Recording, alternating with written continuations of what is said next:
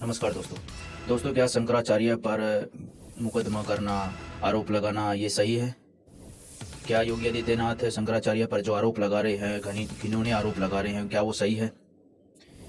अगर राजनीति के हिसाब से कर रहे हैं तो वो सब गलत है, और अगर सचमुच कुछ गलत हुआ है किसी के साथ तो ये सही है। अब देखो, साबित तो शंकराचार्य जी ही कर सकते हैं कि मैं बेगुनाह हूँ, और योगी आदित्यनाथ अभी पुलिस फोर्स को भेजकर शंकराचार्य जी को गिरफ्तार करने के लिए तैयार है। योगी आदित्यनाथ जी की पुलिस। अब देखते हैं आगे क्या होगा इस कहानी में। बाद में पता चलेगा या राजनीति है या फिर सचमुच शंकराचार्य ने ये घिनौना हरकत की है, ये घिनौनी हरकत की है, तो वो तो बाद में ही पता चलेगा। तो इस पर सब लोग राजनीति कर रहे हैं। अखिलेश यादव जी ने भी बयान दिया है कि ये सब गलत कर रहे हैं। संजय सिंह जी भी आए थे वहाँ पर उन शंकराचार्य जी का सपोर्ट करने के लिए। उन्होंने भी बयान दिया था कि ये सब गलत कर रही है सरकार। अभी देखते हैं, राजनीति है ये सब, आगे क्या होता है पता चलेगा। दूध का दूध पानी का पानी, ये तो होकर ही रहेगा। बाद में समझ में आएगा कि क्या है राजनीति। देखो 2027 में यूपी में चुनाव है, तो उसके लेकर भी सब लोग तैयार होंगे, उसको लेकर भी सब लोग ये सोच रहे होंगे कि ये सब राजनीति है। तो अगर गलत काम किया है तो देखो राजनीति में उसको ढकेलना बहुत ही अच्छा नहीं है। तो बाद में पता चलेगा कि ये सब राजनीति है या वैसे ही शंकराचार्य पर आरोप लगाकर उनको परेशान किया जा रहा है। और कई बार देखा गया है कि नरेंद्र मोदी जी भी उनके पास गए हैं, आशीर्वाद लिया है, और उसके बाद भी फिर ऐसी नौबत आ गई कि शंकराचार्य पर रेप के आरोप लग रहे हैं।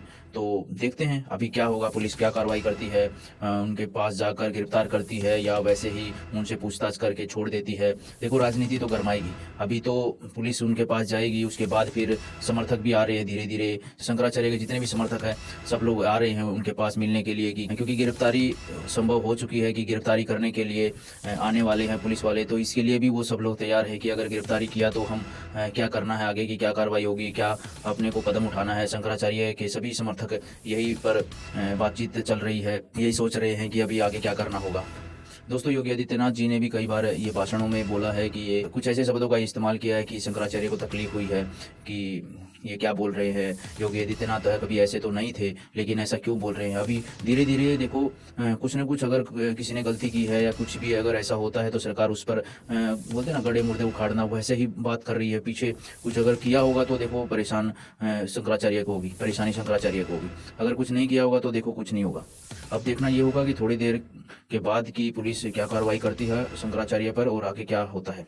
दोस्तों इसके बारे में भी हम आगे भी जानकारी देते रहेंगे। पुलिस वहां पर पहुंच चुकी है और आगे देखते हैं क्या करेगी पुलिस, और गिरफ्तार होते हैं शंकराचार्य या फिर पूछताछ करके उनको वहीं पर छोड़ दिया जाता है। देखो गिरफ्तारी के लिए आई है पुलिस, तो गिरफ्तार करने की सोचेगी, लेकिन उनके समर्थक भी उनका सपोर्ट करेंगे और बहुत बड़ा हंगामा हो सकता है।